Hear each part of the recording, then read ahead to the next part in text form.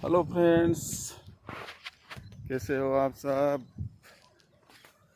देखो बारिश हो गई है। बहुत इंतज़ार किया था मैंने। ऊपर वाले का लाख लाख शुक्र है, थोड़ा बहुत पानी आ गया है तो कुछ उम्मीद अब जगी है। आज मैं आप लोगों को ग्रामीण तालाबों के बारे में बताना चाहता हूँ। ये भी मेरा एक ग्रामीण तालाब में ही है, ग्रामीण ही है, नेचुरल है। ये करीब 1-2 किलोमीटर तक लंबा इसमें पानी रहेगा। उसके साथ मेरा ये एक तरह से स्टॉकिंग पॉन्ड है जिसमें मैं सीड स्टॉक करता हूँ। मैं बार बार आपको एक ही बात कहता हूँ कि भाई आपको मछली पालन के लिए सबसे बढ़िया काम नेचुरल पॉन्ड है। नेचुरल पॉन्ड में क्या है, एक तो अपने को खुद की ज़मीन की ज़रूरत नहीं होगी। दूसरी बात, अपने को तालाब में फीड, ऑक्सीजन और कोई बीमारियां वगैरह भी नहीं लगेगी, तो मेडिसिन की ज़रूरत भी नहीं पड़ेगी। और ये तालाब इतने बड़े होते हैं कि इनमें आप बहुत ज़्यादा मात्रा में सीड डाल सकते हो। जैसे हम राजस्थान से हैं, राजस्थान में क्या है कि सीड मिलता नहीं है, तो हमें कलकत्ता, उत्तर प्रदेश, हरियाणा से छोटे साइज़ का सीड ही लाना पड़ता है। फिंगर साइज़ नहीं मिल पाता है। मेरा यह प्रयास है कि भाई जितने भी छोटे फार्मर हैं या जिनके पास में भी सिंचाई के लिए जिन्होंने पॉन्ड बना रखे हैं, वे लोग अब उन तालाबों में, अपने छोटे पॉन्ड में छोटी साइज़ का सीड लाके उनको 2 महीने पाल कर फिंगर साइज़ बना के बेचें। इसमें बहुत फ़ायदा है। तो विलेज पॉन्ड वालों को भी एक तरह से पला पुलाया सीड मिल जाएगा जो राजस्थान के वातावरण में पला हुआ होगा, तो उसके बेहतर परिणाम मिलेंगे।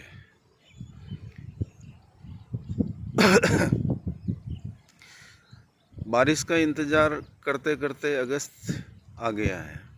अब अगस्त में बारिश आई और ब्रीडिंग हो जाती है मार्च अप्रैल में। अब मार्च अप्रैल की ब्रीडिंग हुई तो उस समय ग्रामीण तालाबों में पानी नहीं होता है। तो इसके लिए क्या है कि हमें एक खुद का एक नर्सरी पॉन्ड रखना बहुत ज़रूरी है कि जब भी मार्च अप्रैल में आपको सीड मिले, बढ़िया क्वालिटी का मिलता है उस टाइम पे, तो वो सीड आप अपने तालाब में, अपने नर्सरी पॉन्ड में लाके डाल दें। जो बारिश जब भी आएगी, जुलाई में आए, चाहे अगस्त में आए, चाहे जून में आए, आपके पास में आपका खुद का सीड तैयार रहेगा। और बारिश आते ही आप तालाब को देख के उसमें चूना वगैरह डालकर वो सीड उसमें डालेंगे तो बहुत अच्छे परिणाम मिलेंगे। क्योंकि जो सीड मार्च अप्रैल में पैदा होता है वो ही बढ़िया क्वालिटी का होता है। क्योंकि जो हेचरी वाला है उसने भी साल भर तक प्रयास करके ब्रूड स्टॉक किए हैं, और जो बढ़िया क्वालिटी के ब्रूडर हैं उनका सीड मार्च अप्रैल में ही मिलेगा। उसके बाद में जैसे जैसे सीड की डिमांड बढ़ती जाएगी,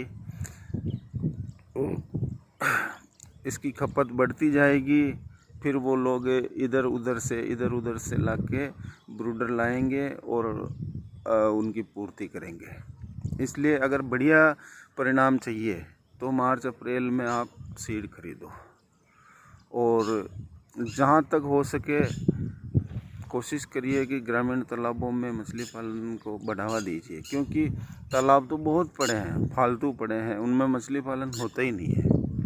राजस्थान में समस्या यह है कि भाई कुछ लोग इधर धार्मिक प्रवृत्ति के ज़्यादा हैं। भाई हमारा तालाब तो ग्रामीण तालाब है, धार्मिक तालाब है, हम इसमें मछली पालन नहीं करने देंगे या नहीं करना चाहते हैं। तो ये इस भावना को थोड़ा सा हटाना चाहिए। लोगों के दिमाग में मछली पालन के लिए थोड़ी प्रेरणा जगानी चाहिए, क्योंकि अब जब निजी, अभी एक उदाहरण देता हूँ, जैसे फिश फॉर्चून वाले थे, उन लोगों ने जो ये कॉन्ट्रैक्ट फिश फार्मिंग का जो काम चालू किया था, ऐसे लोगों ने अच्छे अच्छे ब्राह्मणों, राजपूतों, जाट, गुजरों सबको अपने लालच में फंसाया। और जब लालच दिखा तो किसी ने धर्म के लिए नहीं सोचा कि भाई धर्म अपना मछली पालने का धर्म नहीं है। मैं भी नहीं मानता हूँ कि भाई मछली पालने के लिए कोई धर्म होना चाहिए। जैसे खेती है उसी तरह आपका मछली पालन भी एक तरह से खेती है। मुर्गी पालन, पशुपालन सब एक तरह से खेती का अंश है। हम गाय पालते हैं, गाय का भी दूध अपन निकालते हैं, वो भी बछड़े के हिस्से का होता है, उसको हम पीते हैं, तो पाप तो है ही है। अगर पाप से अपन देखें तो पानी जो पी रहे हैं उसमें भी कई कीटाणु को अपन अपने शरीर में ले रहे हैं। जो भोजन कर रहे हैं उसमें भी बहुत से कीटाणु आ रहे हैं। तो इस भावना को निकाल कर अपने पास जो फालतू बंजर ज़मीनें हैं या गांव के आसपास जो तालाब है, नाडियां हैं, उनको आप काम में लीजिए। फिश जो कॉन्ट्रैक्ट फिश फार्मिंग वालों ने भी जो पॉन्ड बनाए हैं, उन तालाबों को भी आप अपने काम में लेके मछली बड़ी करने की मत सोचिए। छोटा बच्चा तैयार कीजिए।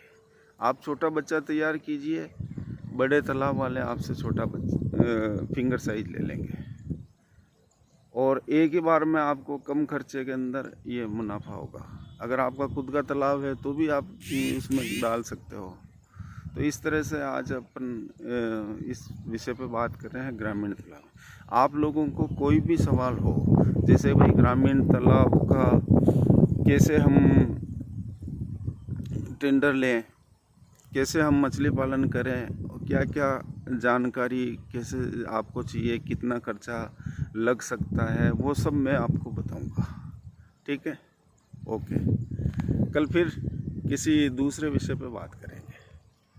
ओके भाई, आपका दिन शुभ हो, यही भगवान से कामना है।